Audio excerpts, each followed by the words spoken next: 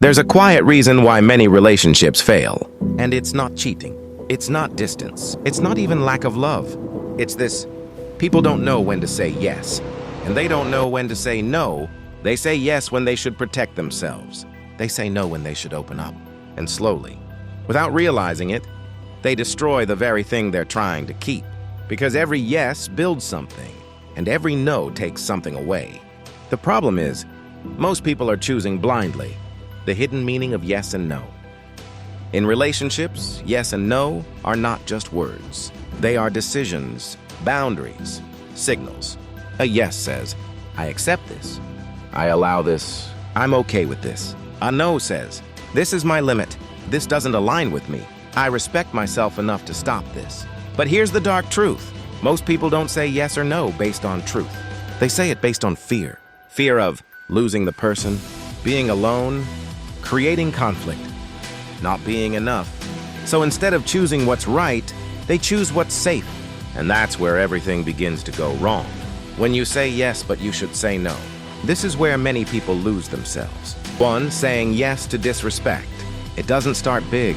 It starts small. A comment, a tone, a moment that feels off. But instead of addressing it, you ignore it. You say, it's not a big deal. Maybe I'm overreacting. But every time you say yes to disrespect, you teach someone how to treat you. And over time, that behavior becomes normal. 2, saying yes to things that drain you. You agree when you're tired.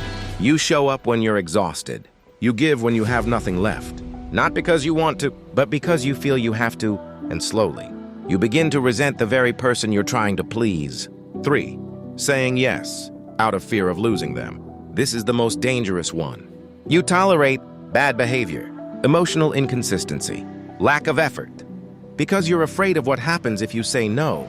But here's the truth. If saying no makes them leave, they were never staying for the right reasons. Are your choices protecting your relationship or quietly destroying it? There's something most people don't realize. The biggest damage in relationships doesn't come from big decisions. It comes from the small ones.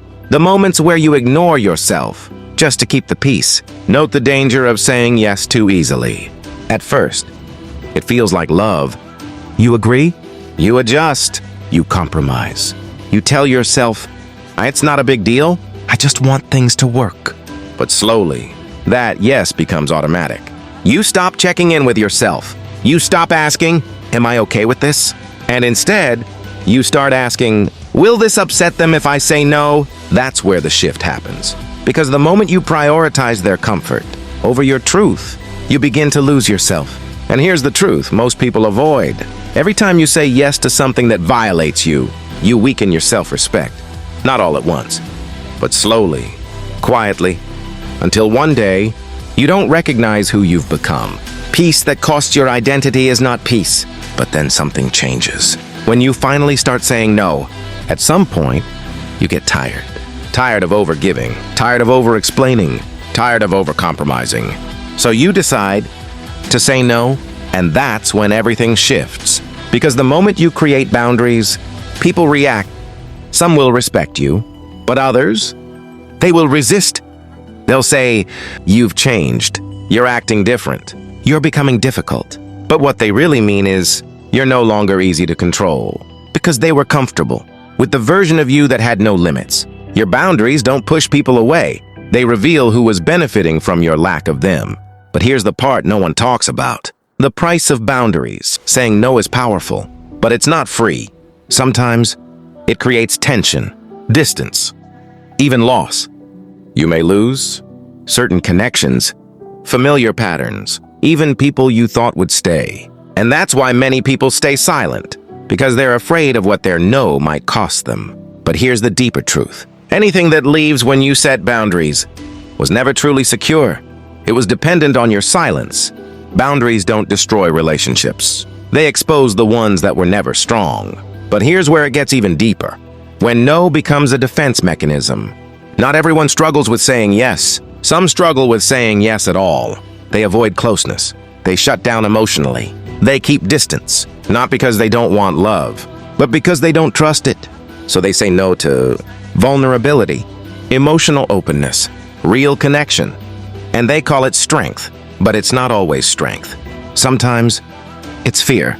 Fear of being hurt, being rejected, losing control, so they protect themselves at the cost of connection. You cannot experience deep love while constantly guarding yourself. And that leads to an important question. What is boundaries? Most people confuse this. Boundaries say, this is what I accept. Walls say, no one gets close. Boundaries allow connection. Walls prevent it. And when someone builds too many walls, they may feel safe, but they also feel alone. Because protection without connection becomes isolation. You can be protected and still be disconnected. Now imagine this. One person says yes to everything. The other says no to everything. One overgives. The other withdraws. One is chasing connection. The other is avoiding it. And the result? Frustration, misunderstanding, emotional distance. Because neither person feels met. Neither person feels understood. And slowly, the relationship becomes unbalanced. It's not always one person destroying the relationship. Sometimes it's both people misaligned. So what does it actually look like to get it right? The balance between love and self-respect. Healthy relationships are not built on extremes. They are built on balance. You say yes to growth, effort, communication, emotional openness. You say no to disrespect, manipulation, emotional neglect, loss of self. And that balance creates stability, because love without self-respect leads to self-abandonment, and self-respect without love leads to isolation. The goal is not to choose one, but to master both. But here's the problem. No one teaches you this. You grow up learning to please others, to avoid conflict, to protect yourself. But no one teaches you when to stand your ground, when to open your heart, when to walk away, when to stay and work through things. So what happens? You repeat patterns. You say yes when you're afraid. You say no when you're hurt. And you call it love. But it's not. It's conditioning. Unlearned behavior becomes repeated mistakes. And those mistakes have consequences. When you say yes too often, you lose your voice, your identity, your emotional stability. When you say no too often, you lose connection, intimacy, trust, and over time, the relationship becomes something you don't recognize. Not because of one moment, but because of many small decisions. Final truth. The truth is simple, but uncomfortable. Your relationship is not defined by love alone. It is defined by your choices. Every yes, every no is building something or breaking something. So the next time you're faced with a decision, pause. Ask yourself, am I choosing from fear or from clarity? Is this protecting me or costing me? Is this building connection or creating distance? Because in the end, the quality of your relationship is a reflection of the decisions you tolerate. Follow Working Truth for deeper truths on relationships, self-worth, and human behavior most people ignore.